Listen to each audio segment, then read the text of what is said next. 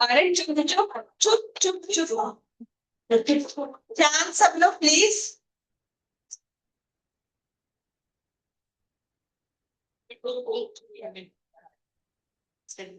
करें शुरू।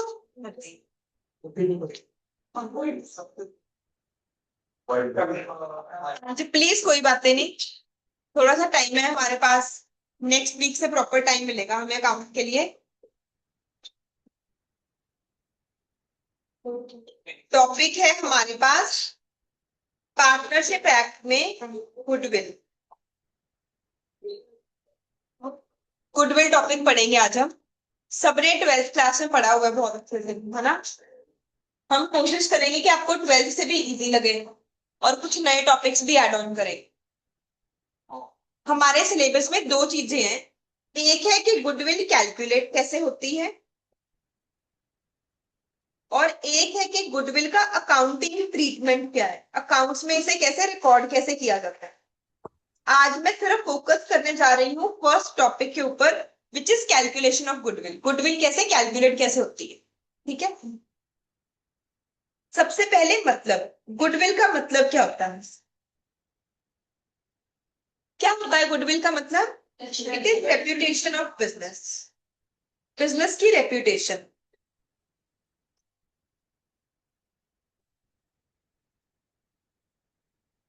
It is an intangible asset. ये क्या है, एक टाइप का इंटेंजिबल एसेट। गुडविल का मतलब है capacity of the business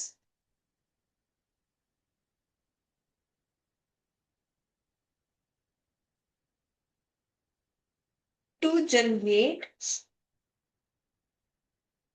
more profit than comparison. अब वर्ड तो हमने बोल दिया कि बिजनेस की रेप्यूटेशन को गुडविल बोलते हैं, बट रेप्यूटेशन वर्ड का मतलब क्या है। रेप्यूटेशन वर्ड का मतलब है कि तुम अपने कंपेटिटर से ज्यादा पैसे कमा रहे हो, ठीक है। लेट्स से कोई एक्स नाम से पर्सन शूज बनाता है, उसका प्रॉफिट है 50 लाख, बट जो नाइकी है या एडिडास है उनका प्रॉफिट है 1000 करोड़। तो जो वो एक्स्ट्रा पैसे कमा रहे हैं अपने कंपेटिटर से, इस इंटेंजिबल एसेट को हम लोग क्या बोलते हैं, गुडविल। कि जो तुम ज्यादा प्रॉफिट कमा रहे हो अपने कंपेटिटर से विद सेम इन्वेस्टमेंट। मान लो एक्स ने भी 10 करोड़ की इन्वेस्टमेंट की, नाइकी ने भी 10 करोड़ की इन्वेस्टमेंट की, दोनों ने इन्वेस्टमेंट इक्वल की थी, पर एक को ज्यादा प्रॉफिट है एक को कम प्रॉफिट है। उस डिफरेंस को हम लोग क्या बोलते हैं, गुडविल बोलते हैं। या फिर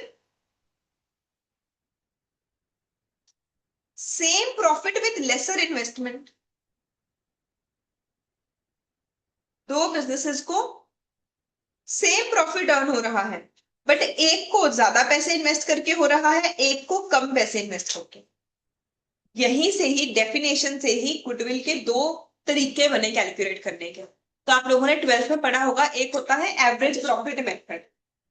एवरेज प्रॉफिट मेथड में आप कहते हो कि आपकी कंपेटिटर को कम प्रॉफिट हुआ है, मुझे ज्यादा प्रॉफिट हुआ है। सुपर प्रॉफिट में ऐसे ही करते हो ना, नॉर्मल प्रॉफिट से ज्यादा प्रॉफिट हुआ है, इन्वेस्टमेंट दोनों की सेम है, तो जो आपको सुपर प्रॉफिट हुआ उसे आप लोग क्या बोल देते हो, गुडविल बोल देते हो। जो कैपिटल एम्प्लॉयड मेथड है, वो मेथड क्या कहता है कि आम बंदे को एक्स रुपीस कमाने के लिए कुछ कम ज्यादा इन्वेस्टमेंट करनी पड़ रही है, मुझे कम इन्वेस्टमेंट करनी पड़ रही है, तो नॉर्मल कैपिटल और एवरेज कैपिटल का जो डिफरेंस होता है उसे आप लोग क्या बोल देते हो, गुडविल। तो सब कुछ किस चीज के साथ लिंक्ड है, इस रेप्यूटेशन वर्ड के साथ ही लिंक्ड है कि बिजनेस की रेप्यूटेशन है। रेप्यूटेशन मतलब कि वो कम पैसों में सेम प्रॉफिट कमा पा रही है या फिर सेम इन्वेस्टमेंट में ज्यादा पैसे कमा पा रही है। यही से हमारे पास दो मेथड बने। पहला मेथड, पहले डेफिनेशन से बना सुपर प्रॉफिट मेथड, और दूसरे से बना कैपिटल एम्प्लॉयर मेथड।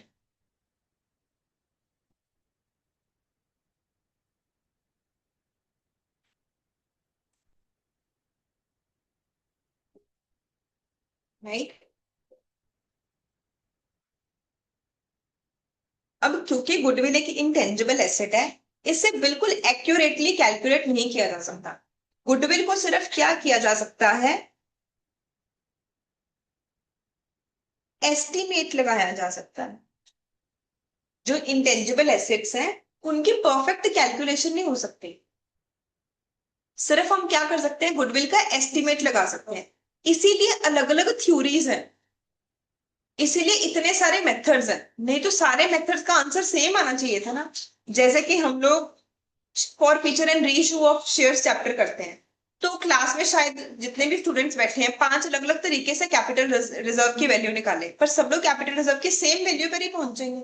पर गुडविल हर मेथड से अलग अलग वैल्यू आती है, क्योंकि इसे एक्यूरेटली मेजर ही नहीं किया जा सकता है। इसे सिर्फ क्या किया जा सकता है, एस्टिमेट लगाया जा सकता है कि यार इतनी गुडविल होगी, ये तो एक इंटेंजिबल एसेट है।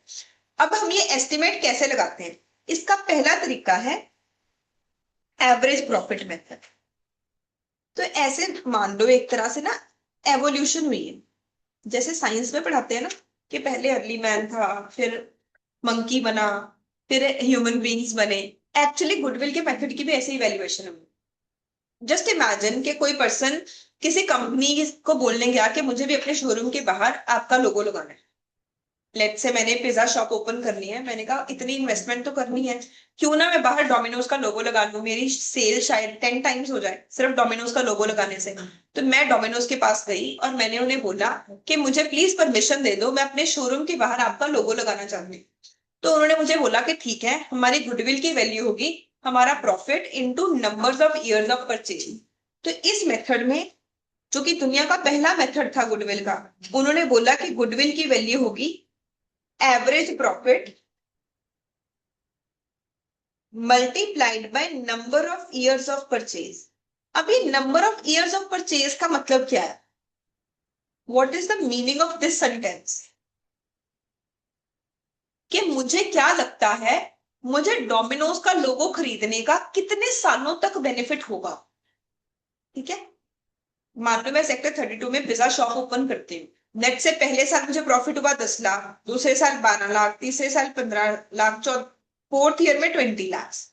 अगर मैं डोमिनोज का लोगो लगाती तो शायद पहले साल में ही 20 लाख का प्रॉफिट हो जाता। तो अल्टीमेटली मैंने वैसे भी 20 लाख पे तो पहुंचना ही था, बट अब मुझे कितने साल तक इसका बेनिफिट मिल गया, 3 इयर्स का। इसी चीज को हम लोग क्या बना देते हैं, number of years of purchase, कि जब आप किसी कंपनी का ब्रांड नेम खरीद रहे हो, आपको उसके प्रॉफिट का कितने टाइम, कितने आने वाले टाइम तक फायदा होने वाला है। Goodwill is equal to average profit multiplied by number of years of purchase. अब ये एवरेज प्रॉफिट क्या होता है, एवरेज प्रॉफिट होता है capital employed multiplied by NRR. NRR का मतलब नॉर्मल रेट ऑफ रिटर्न। तो हर इंडस्ट्री का एक नॉर्मल रेट ऑफ रिटर्न होता है। फॉर एग्जाम्पल आईटी इंडस्ट्री में शायद 25-30% का प्रॉफिट आम सी बात है, फूड इंडस्ट्री में 4-5%। ऐसे हर इंडस्ट्री में एक प्रॉफिट मार्जिन होता है, that is normal rate of return, कि तुम इतने पैसे इन्वेस्ट करोगे तो इतने परसेंट रिटर्न तुम्हें आ जाएगी। ये नॉर्मल रेट ऑफ रिटर्न कैसे कैलकुलेट होता है, नॉर्मल रेट ऑफ रिटर्न होता है risk free rate of return and industry का रेट ऑफ रिटर्न। ये शायद नई चीज कर रहे हो, पहले नहीं की हुई। नॉर्मल रेट ऑफ रिटर्न क्या होता है, RF is risk free rate of return,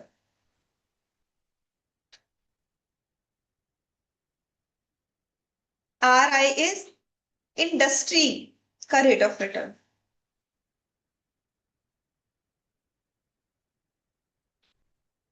final level पे तुम्हें ये भी निकालना सिखा देंगे, अभी चलो फाउंडेशन लेवल पे।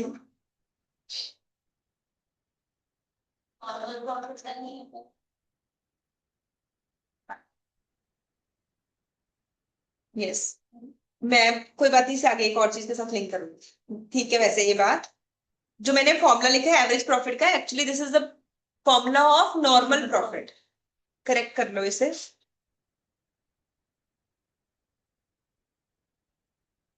एवरेज प्रॉफिट तो average of all the profits होगा, सॉरी माय मिस्टेक। देखो भाई आगे, ये क्या होता है, risk free rate of return and industry का rate of return. Risk free rate of return is कि मुझे कोई रिस्क नहीं है, इतनी इनकम तो पता है हो ही जाएगी। बच्चे लेट से मैं बिजनेस करने जा रही हूँ एंड मैं प्लान कर रही हूँ कि मुझे मिनिमम कितनी रिटर्न चाहिए ही चाहिए। मान लो मैं शेयर्स का बिजनेस कर रही हूँ और मैं 20 लाख इन्वेस्ट करने लग जा रही हूँ। तो अब मैं ये प्लान कर रही हूँ कि मुझे कम से कम कितनी रिटर्न चाहिए ही चाहिए इस बिजनेस में। तो मैं पहले अपनी अपॉर्चुनिटी कॉस्ट देखूंगी। मान लो आज की डेट में एफडी के ऊपर इंटरेस्ट मिलता है 4%। तो मैं क्या एक्सपेक्ट करूंगी कि कम से कम मुझे शेयर्स के बिजनेस में कितना प्रॉफिट अर्न हो ही हो, 4%। ठीक है, that is risk free rate of return. इतना तो रिस्क ही नहीं है, अगर मैं अपने घर पे बैठी हूँ, मेरा कोई दिमाग नहीं है, ये तो मैं फिर पे कमा सकती हूँ। That is risk free rate of return. एक होता है उस इंडस्ट्री का रेट ऑफ रिटर्न। तो हर इंडस्ट्री में डिपेंडिंग अपॉन रिस्क कितना है, एक इंडस्ट्री का अपना रेट ऑफ रिटर्न होता है। जैसे कि आज के टाइम पे अगर कोई पर्सन आर्टिफिशियल इंटेलिजेंस में काम कर रहा है, तो जो आर्टिफिशियल इंटेलिजेंस में सबसे बुरा परफॉर्मर भी होगा, वो शायद इंजीनियर से बेटर अर्न करेगा। उस इंडस्ट्री का रेट ऑफ रिटर्न क्या है, आज के टाइम पे ज्यादा है। तो अगर मैं आर्टिफिशियल इंटेलिजेंस में जा रही हूँ, मेरा शायद एक्सपेक्टेशन होगा कि मुझे कम से कम 20% प्रॉफिट तो हो, इस इंडस्ट्री में रिस्क ही इतना है, ये इंडस्ट्री डायनेमिक ही इतनी है। बट अगर यही मुझे कोई पूछे कि सीए में कितना रेट ऑफ रिटर्न होगा, तो इसमें कोई रिस्क ही नहीं है, पता है कि इसमें ठीक ठाक सा काम मिल ही जाएगा। तो इसमें मेरी एक्सपेक्टेशन ऑफ प्रॉफिट क्या होगी, कम होगी। तो हर इंडस्ट्री का एक अपना रेट ऑफ रिटर्न होता है, ये आपको क्वेश्चन में गिवन होगा।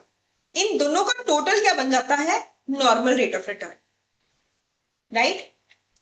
हम लोगों का पहला टॉपिक है ये सीखना कि गुडविल कैसे कैलकुलेट होती है। तो पहले तो गुडविल कैलकुलेट की ही नहीं जा सकती, गुडविल का सिर्फ एस्टिमेट लगाया जा सकता है। एस्टिमेट लगाने के अलग अलग तरीके हैं। ये जो जितने भी गुडविल के फॉर्मूलाज हैं, सारे साइंस की तरह इवॉल्व हुए। पहले एक फॉर्मूला बना, फिर किसी सीए ने दिमाग लगाया, नहीं यार ये तो सही तरीका है ही नहीं, इससे तो मेरे कस्टमर का नुकसान हो रहा है। उसने बोला इससे बेटर कोई और तरीका है, उसने हमें नया तरीका दिया। तो सबसे पहली बार दुनिया में क्या तरीका बना, goodwill is equal to average profit multiplied by number of years of purchase. Average profit क्या होगा, जो फर्म को प्रॉफिट हो रहा है उसका average. And number of years का मतलब क्या है कि हमें क्या लगता है इस कंपनी का नाम खरीदने से, इसकी गुडविल खरीदने से हमें कितने सालों तक बेनिफिट होगा। राइट। उसके बाद मैंने एक चीज बताई, नॉर्मल प्रॉफिट क्या होता है। नॉर्मल प्रॉफिट होता है अपने बिजनेस में कितने पैसे इन्वेस्ट किए multiplied by normal rate of return. Normal rate of return is risk free rate of return plus industry का rate of return. Second method is super profit method.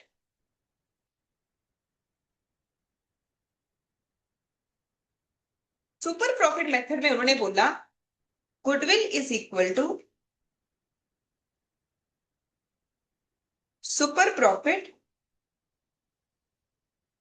multiplied by number of years of purchase।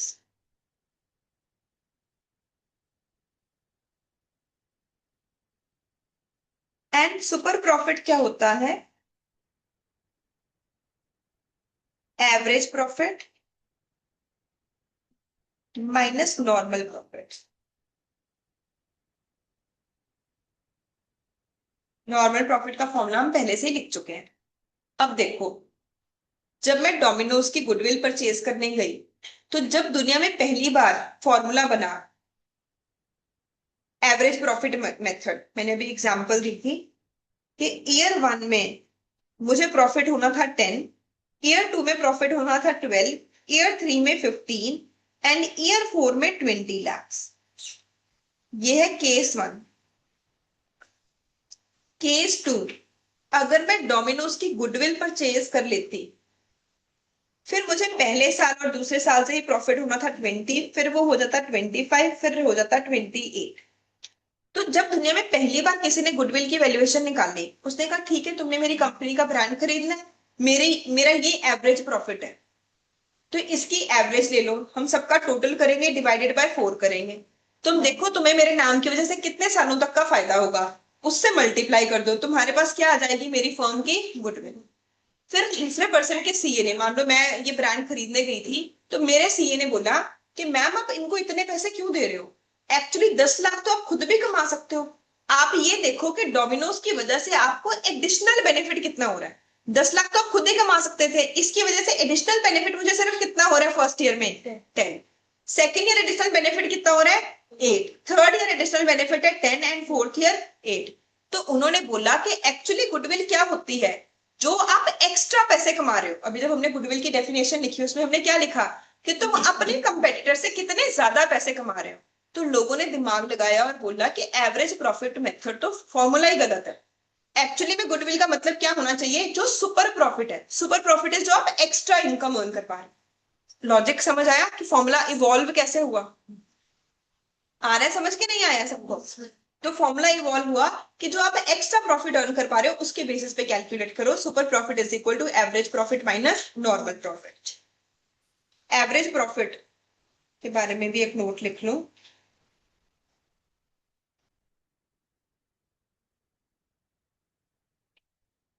Average profit average भी हो सकता है, simple average भी हो सकता है, और वेटेड एवरेज भी हो सकता है।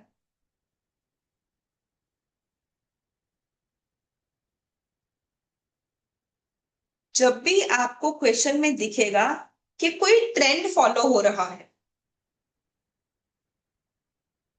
तो आपने क्या कैलकुलेट करना है, वेटेड एवरेज यूज कर।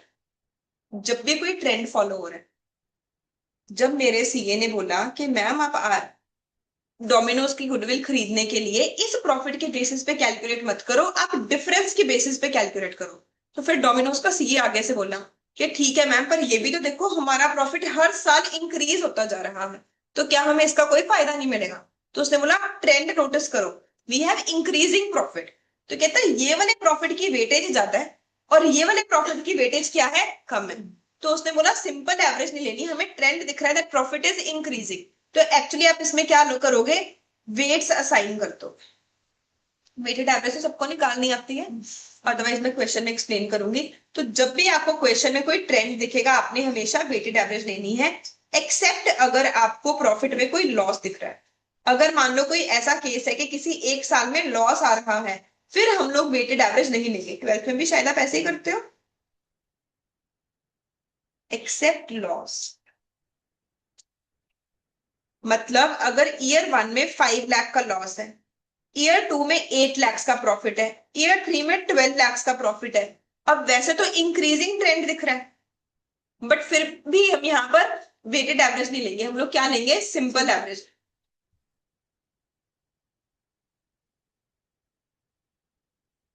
थर्ड मेथड है, फिर हम उसकी गुडविल क्यों खरीदेंगे। बिल्कुल सही क्वेश्चन है, शायद और भी स्टूडेंट्स के दिमाग में आना चाहिए कि मैम मान लो डिक्रीजिंग ट्रेंड है, किसी को पहले 20 लाख का प्रॉफिट था, फिर 15 हो गया, फिर 10 हो गया, तो मैं गुडविल क्यों परचेज करूं। ठीक है, उसकी गुडविल है ही नहीं। ठीक है ना, गुडविल नेगेटिव।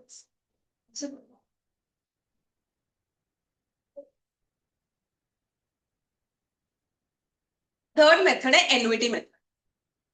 तो पहले एक सीए ने दिमाग लगाया कि प्रॉफिट आपको सुपर प्रॉफिट लेना चाहिए, फिर दूसरा सीए बोलता कि ये प्रॉफिट तो मुझे अगले साल होगा। तो अगले साल जो प्रॉफिट होगा उसकी आज की वैल्यू इतनी थोड़ी है। व्हाट आई मीन टू से इज, बच्चे मान लो मैं आपको आज 100 रुपीज दो या एक साल बाद 100 रुपीज दो, क्या दोनों की सेम वैल्यू है, किसकी वैल्यू ज्यादा है। टाइम वैल्यू ऑफ मनी भी तो होती है ना। सीए बोलता कि हाँ जी हम मान लेते हैं कि आपके साथ जुड़ने से हमें 10 लाख का एक्स्ट्रा बेनिफिट होगा फर्स्ट ईयर। पहले तो दोनों ये इस बात में अग्री कर गए कि एक्स्ट्रा बेनिफिट देखना है, एवरेज प्रॉफिट नहीं देखना, सुपर प्रॉफिट देखना है। ईयर 2 में हमें एक्स्ट्रा प्रॉफिट होगा 5 लाख, ईयर 3 में एक्स्ट्रा प्रॉफिट होगा 8 लाख। ये अग्री कर लिया। कहते पर ये 10 लाख मुझे मिलेंगे कब, एक साल बाद मिलेंगे, और तुम मेरे से पैसे कब मांग रहे हो, आज ही मांग रहे हो। तो इस 10 लाख की आज की वैल्यू कैलकुलेट करो। जो मुझे तुम्हारी वजह से 5 लाख का एक्स्ट्रा बेनिफिट होगा, ये मुझे 2 साल बाद होगा। इस 5 लाख की भी तुम क्या करो, हमें आज की वैल्यू कैलकुलेट करके दो। सिमिलरली तुम्हारी वजह से 8 लाख का जो हमें एक्स्ट्रा फायदा होगा ये कब होगा? 3 साल बाद। इसकी भी हमें क्या दो? आज की वैल्यू कैलकुलेट। इन सब का total is equal to your goodwill. Logic समझ आया कैसे मेथड इवॉल्व हो रहा है? लोगों ने दिमाग लगाया और अपने दिमाग के बेसिस पे गुडविल की वैल्यू कम करवा ली। जो एवरेज प्रॉफिट था वो तो क्या कहता था कि जितना प्रॉफिट है वही गुडविल है। सुपर प्रॉफिट कहता कि नहीं, जितना प्रॉफिट है वो गुडविल नहीं है, जो एक्स्ट्रा प्रॉफिट है market say that is goodwill. Annuity method कहता कि जो एक्स्ट्रा प्रॉफिट है वो भी अभी थोड़ी मिला है, ये हमें कुछ टाइम के बाद मिलना है, उसकी प्रेजेंट वैल्यू कैलकुलेट करो। राइट? अब हम ये करेंगे कैसे? तो बच्चे क्या होता है, मान लो कोई चीज आज 100 रुपीज की है और एफडी का रेट ऑफ इंटरेस्ट है 6%। तो अगर कोई चीज ईयर 0 में 100 रुपीज की है, ये ईयर 1 में कितने की बन जाएगी? 106 की। ईयर 2 में कितने की बन जाएगी? इसके ऊपर फिर से कितना रिटर्न मिलेगा हमें? कितना अमाउंट आ जाएगा?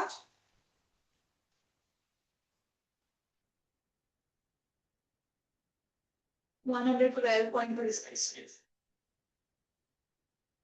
इतना ही आ रहा है। तो अब इस क्वेश्चन में क्या है, हमें फ्यूचर वैल्यू पता है, हमें फ्यूचर वैल्यू से कहां पर पहुंचना है? प्रेजेंट वैल्यू से पहुंचना। तो सिंपल अमाउंट का फॉर्मूला देखो, amount is equal to principal into 1 plus rate rest to power N.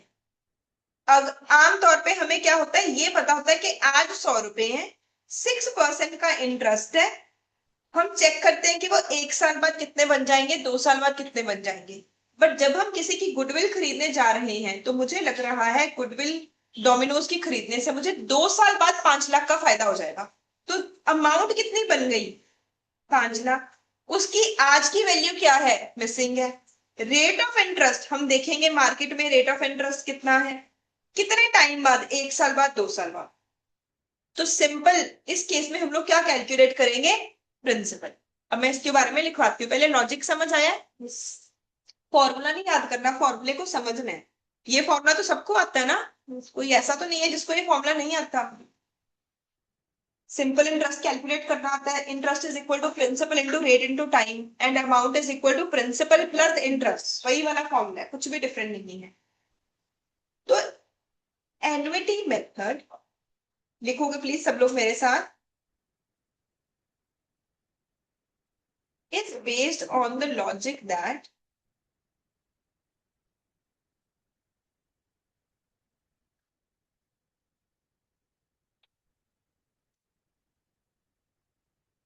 goodwill is equal to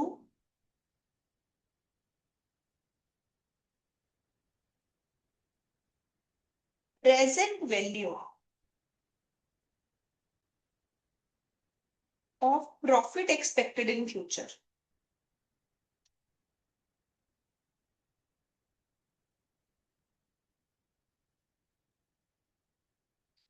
goodwill क्या होती है? प्रेजेंट वैल्यू होती है। किस चीज की प्रेजेंट वैल्यू? जो प्रॉफिट आपको फ्यूचर में expected. Now amount is equal to principal into 1 plus r raise to power n. Amount को हम लोग बोलते हैं फ्यूचर वैल्यू, ये फ्यूचर वैल्यू है। एंड प्रिंसिपल को क्या बोलते हैं? Present value. अगर मेरे पास आज 100 रुपए हैं, मैं 6% की एफडी करवाऊंगी, मुझे चेक करना है कि वो 2 साल बाद कितने बन जाएंगे। तो 100 रुपीज प्रिंसिपल है, 6% रेट ऑफ इंटरेस्ट है एंड 2 इयर्स क्या हो गया हमारा? टाइम। इससे हमें पता चल जाएगा 2 साल बाद ये कितने पैसे बच जाएंगे। ठीक है? सो प्रिंसिपल या present value is equal to amount या future value divided by 1 plus rate raise to power N.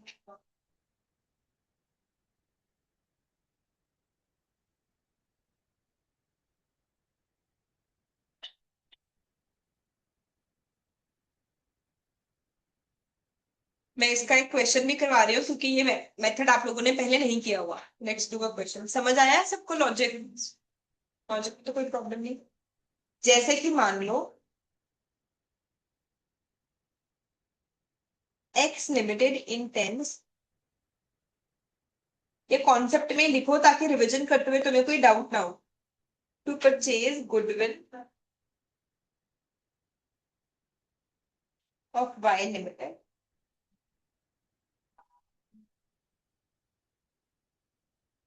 Super profit is 3 lakhs, number of years of purchase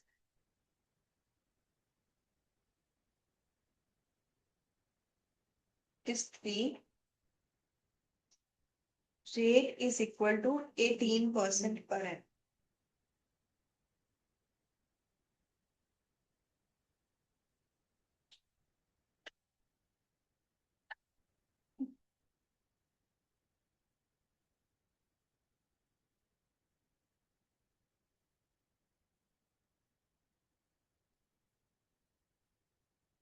तो इस क्वेश्चन में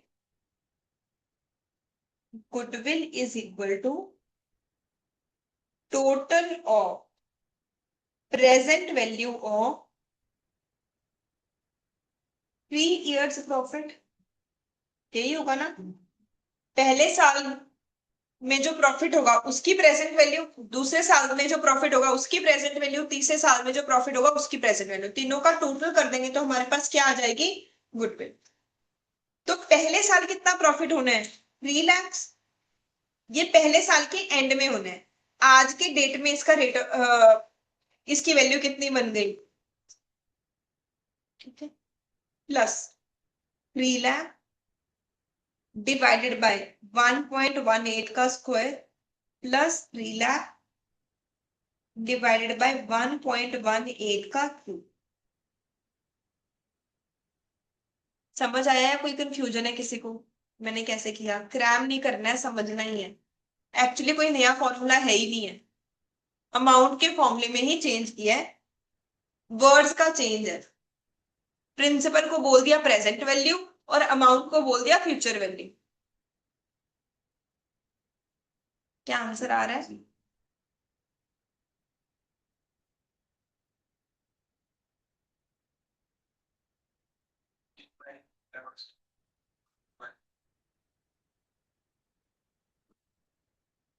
गलत है इतना नहीं।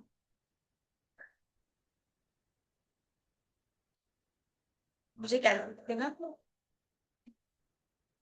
कहाँ है? ये क्या तरीका है, कैसे भूल सकते हो ये? करने की तो बात।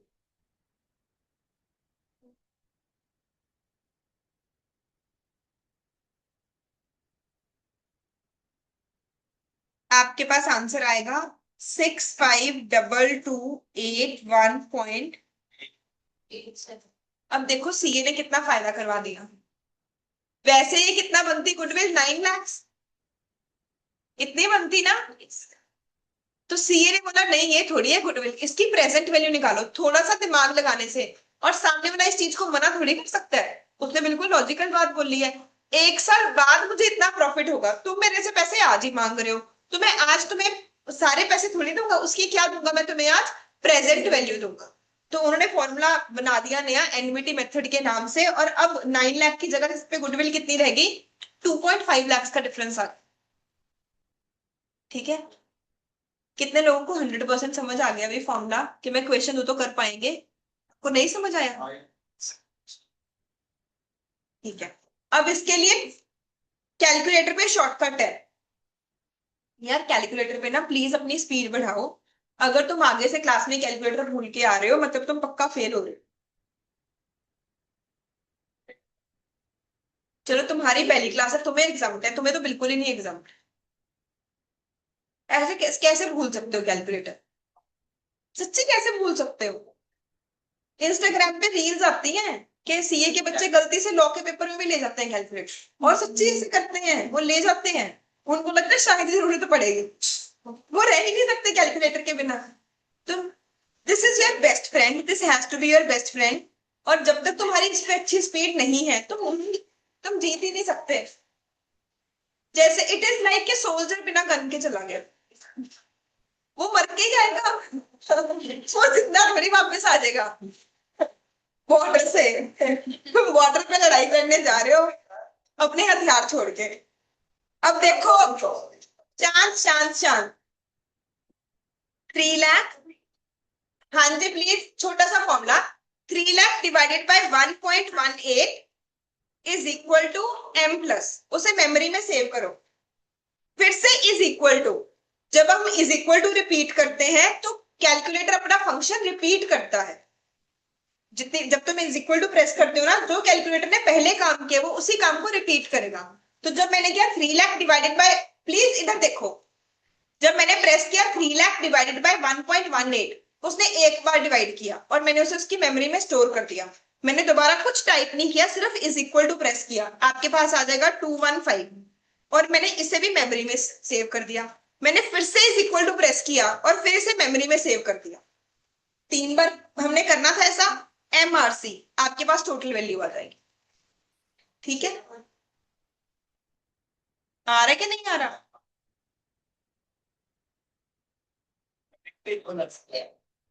तो ये सब समझ गया है, इतने सारे अल्फाबेट्स। देखो जी, फोर्थ मेथड, चांद शांत। एक और मेथड है,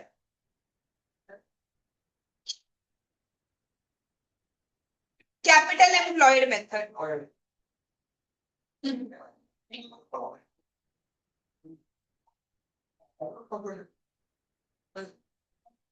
कैपिटल एम्प्लॉयड मेथड।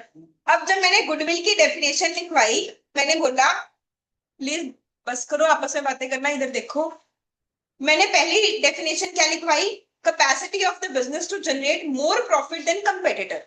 तो पहले तीनों फॉर्मूलाज इस थ्योरी के ऊपर बेस्ड थे कि तुम अपने कंपेटिटर से जितने ज्यादा पैसे कमा सकते हो उसे गुडविल बोलते हैं। तभी हम लोग बेस किस चीज को बना रहे थे? प्रॉफिट को।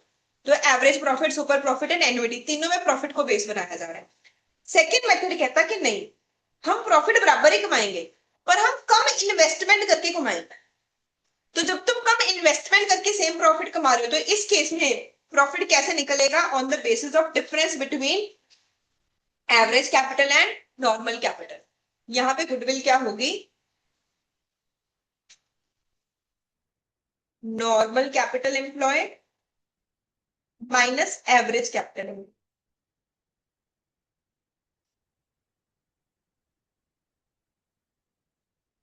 नॉर्मल कैपिटल एम्प्लॉयड क्या होती है?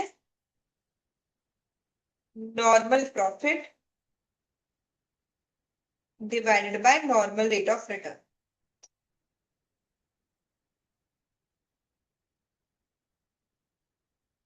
एवरेज कैपिटल एम्प्लॉयड होती है ओपनिंग प्लस क्लोजिंग कैपिटल का एवरेज।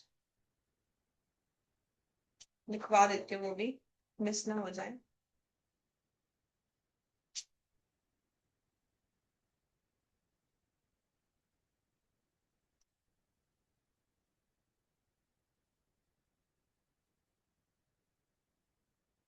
वही जो नॉर्मल प्रॉफिट का फॉर्मूला था उसे घुमा के लिखा है, नॉर्मल कैपिटल इंटू NRR।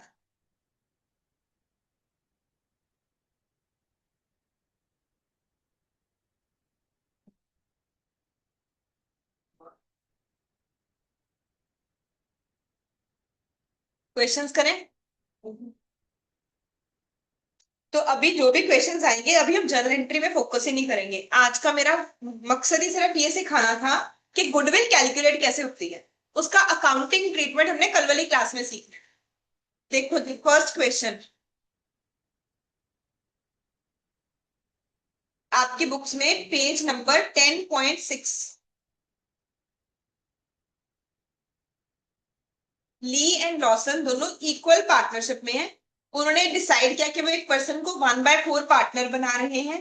हमें गुडविल की वैल्यू कैलकुलेट करनी है, ये हमें प्रॉफिट गिवन है। 31 दिसंबर को जो कैपिटल एम्प्लॉयड थी दैट इज 5 लाख एंड हमें नॉर्मल प्रॉफिट का रेट गिवन है 20%। तो हम सारे मेथड से गुडविल की वैल्यू कैलकुलेट करते हैं। सबसे पहले on the basis of average profit, तो हमें 4 साल का प्रॉफिट गिवन है। तो अगर मैं सिंपल एवरेज लू, तो सिंपल एवरेज मेथड से 1,20,000 plus 125 plus 130 plus 150 divided by 4।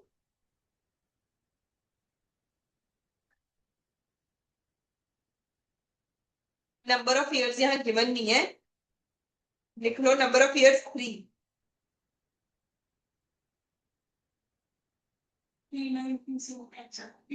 तो सिंपल एवरेज से आपके पास आंसर आ जाएगा 393,750। अगर हमें सेम क्वेश्चन में बोला जाए वेटेड एवरेज, अगर हमें क्वेश्चन में ना भी बोले फिर भी एग्जामिनर हमसे अपने आप ही एक्सपेक्ट करेगा, वो बोलेगा नहीं, ये हिडन एडजस्टमेंट होगी कि हम लोगों ने यहाँ पर वेटेड एवरेज निकालनी है। हमें क्वेश्चन में ट्रेंड दिख रहा है, प्रॉफिट इंक्रीज हो रहा है, तो हमें अपने आप ही वेटेड एवरेज निकालनी है। तो वेटेड एवरेज क्या हो जाएगी, 1,20,000 into 1 plus 1,25,000 into 2 plus 1,30,000 into 3 plus 1,50,000 into 4 divided by 10। 10 कहां से आया, इन सब चारों नंबर्स का टोटल 1,36,000 मल्टीप्लाइड बाय 3। तो आपके पास वेटेड एवरेज के बेसिस पे गुडविल कितना आ जाएगा, 4,08,000। ठीक है, नेक्स्ट सुपर प्रॉफिट मेथड से कैलकुलेट करते हैं। अब हमारे पास प्रॉफिट आ रहा है 1,36,000, बट जो पर्सन ने इस फर्म की गुडविल नहीं भी खरीदी वो भी कुछ तो प्रॉफिट कमा ही रहा है। वो कितना प्रॉफिट अर्न कर रहा है, वो अर्न कर रहा है 5 लाख का 20%। तो 5 लाख का 20%, नॉर्मल प्रॉफिट कितना बन गया हमारे पास, 1 लाख। यही बना ना, 5 लाख का 20%। तो सुपर प्रॉफिट कितना होता है, average profit minus normal profit. Super profit कितना हो गया, 36,000। अगर इससे कंपेयर करेंगे तो 36,000 मल्टीप्लाइड बाय 3। सुपर प्रॉफिट के बेसिस पे गुडविल की वैल्यू कितनी आ जाएगी, 1,08,000।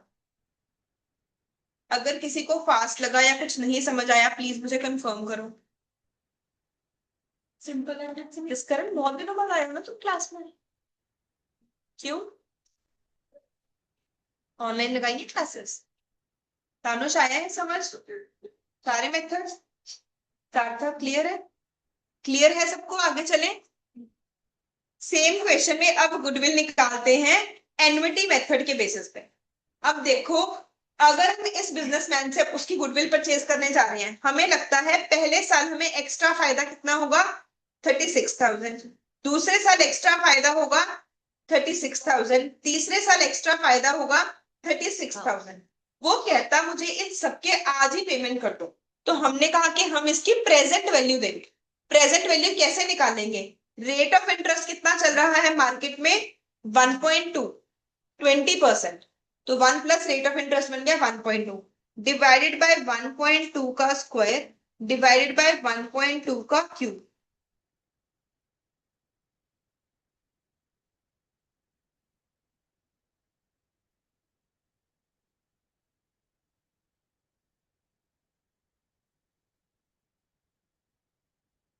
सेवन फाइव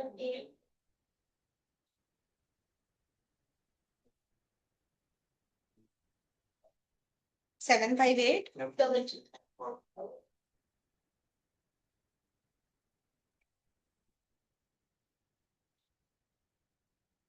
आ रहा है आंसर या नहीं आ रहा, क्या नाम है आपका, अच्छा कैलकुलेटर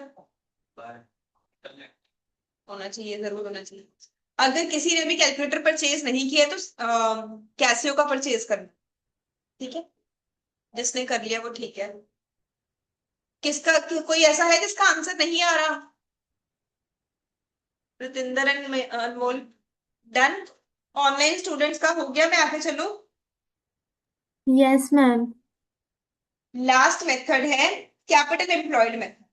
कैपिटल एम्प्लॉयड मेथड में क्या होगा, हम कैपिटल्स को कंपेयर करेंगे। तो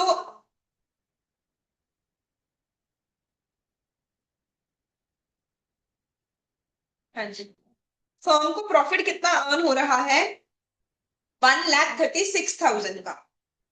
ठीक है, profit is equal to 1,36,000 and NRR is equal to 20%।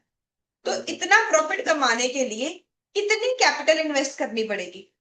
1,36,000 divided by 20%, which gives me, और इन्होंने कितनी कैपिटल इन्वेस्ट की हुई है? 5 लाख। जो इन दोनों का डिफरेंस है, वो डिफरेंस क्या रिप्रेजेंट करता है? गुडविल। कहते प्रॉफिट मान लो सबको 136 ही हो रहा है, आपने कितने पैसे इन्वेस्ट करके 136 अर्न किया, और आम बिजनेसमैन कितने इन्वेस्ट करते हैं? कहते हमने तो इन्वेस्ट किए 5 लाख रुपए, 5 लाख इन्वेस्ट करके हमें 136 का प्रॉफिट हुआ। आम बिजनेसमैन कितने पैसे इन्वेस्ट करते हैं? कहते आम बिजनेसमैन को प्रॉफिट होता है 20%, तो उसे कितने पैसे इन्वेस्ट करने पड़ते हैं? 136 बाय 20%, 680। जो इन दोनों का डिफरेंस है वो किस चीज को रिप्रेजेंट कर रहा है? गुडविल। एक क्वेश्चन मुझे करके दिखाओगे, बाकी सब मैं होमवर्क में दूंगी। मैम हमारा एवरेज प्रॉफिट 1,36,000 नहीं है, 1,31,250 है। बेटे वेटेड एवरेज प्रॉफिट। तो एन्युटी में भी हम वेटेड एवरेज प्रॉफिट लेंगे। यस यस, ये हिडन एडजस्टमेंट होगी, वो बताएंगे नहीं, आपको अपने आप ही वेटेड एवरेज देगी। ओके।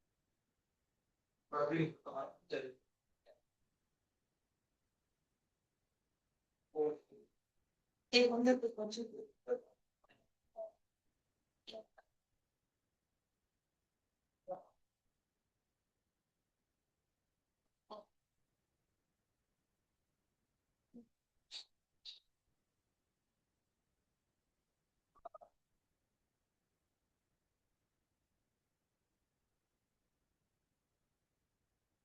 हाँ जी, ये सॉल्व करो प्लीज। इसमें एक स्पेशल चीज है, लेट्स सी आप लोगों को कर पाते हो कि नहीं।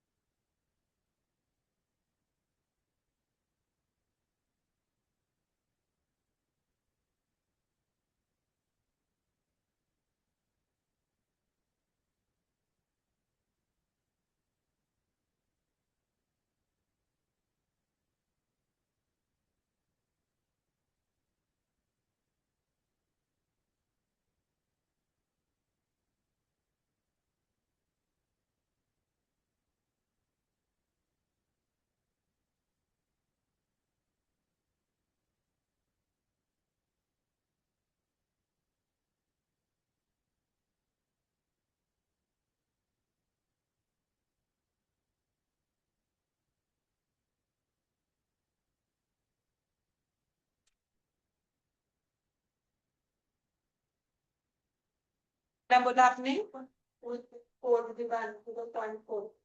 फर्स्ट वर्ड क्या था? तो नहीं, मुझे नहीं पता वैसे आंसर, मान सके।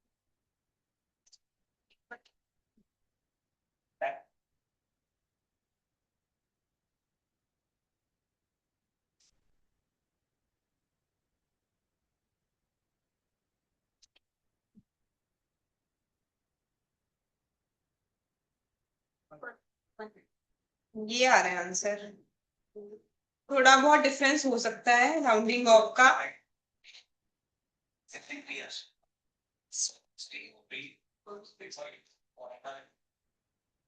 अब तो 2 डेसिमल्स किया तुमने,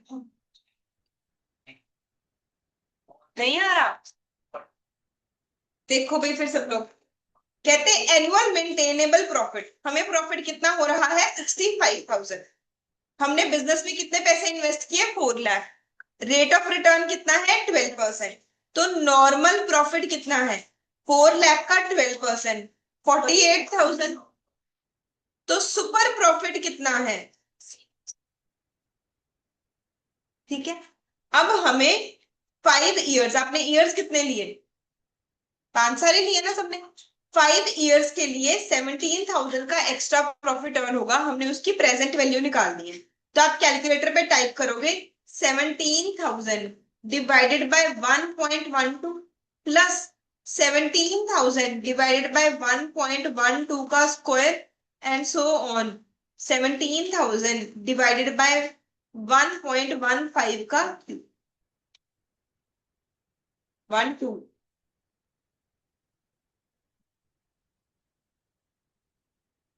ठीक है, कितना आ रहा है, हम वो राउंडिंग ऑफ का डिफरेंस। हाँ मैंने यही किया, मैंने यही की। तो अगर किसी को इस वर्ड, ये जरूरी नहीं आपको पेपर में गिवन होगा, इस लाइन को समझो सब लोग। इन्होंने हमें क्या बोला, प्रेजेंट वैल्यू बता रहे हैं हमें। किस चीज की प्रेजेंट वैल्यू बता रहे हैं 1 रुपी की।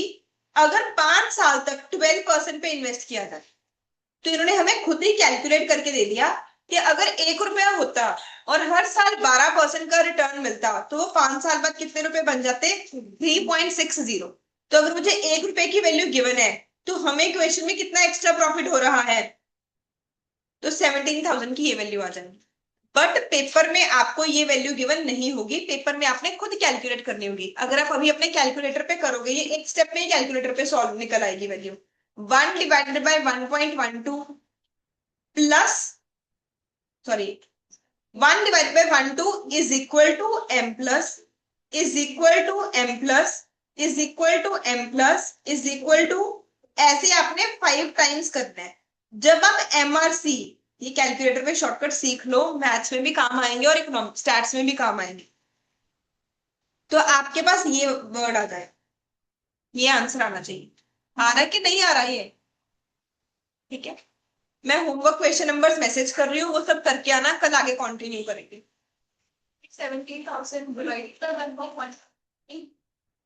उसके बाद एम प्लस पहले इज इक्वल टू,